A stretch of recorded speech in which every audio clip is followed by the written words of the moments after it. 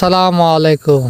প্রতি বছরে আমাদের যেমন একটি রমজান মাস আসে, এই রমজান মাস যদি ভালো যখন না করি তাহলে কেমন হয় বন্ধুরা? আসলে একটি প্লেটে রাখলাম বেগুনি, আলু চপ, ডিমের চপ, পেঁয়াজু। আর অন্য প্লেটে রাখা হয়েছে খেজুর, শসা, বাজেবুট। আসলে সবাই মাখামাখি করে খায়, আমিও মাখামাখি করে খাই। যখন আমার বন্ধুদের সাথে দেখা হয় তখন আমি মাখামাখি করে খাই তাদের সাথে একসাথে। ওই সময় ভালোভাবে উদযাপন করা হয়। এখনও ভালোভাবে উদযাপন করি। আসলে আমি মেখে খাই না, আমি তো একলা খাইতেছি, একলা খাওয়ার সময় মাখামাখি করে খাই না।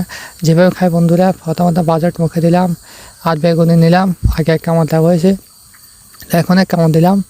আর শসা, যাকে বলা সালাদ, এই শসা আমি মুখে দিলাম। তো আসলে এইভাবে আমি ইফতার করি, মাখিয়ে করে খাই না, যেহেতু আমি একলা খাইতেছি।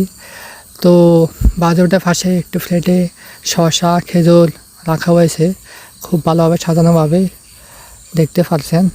তো এটি হচ্ছে ডিমের চপ, ডিম খুলে বের হয়ে গেছে, আপনারা দেখতে পাচ্ছেন।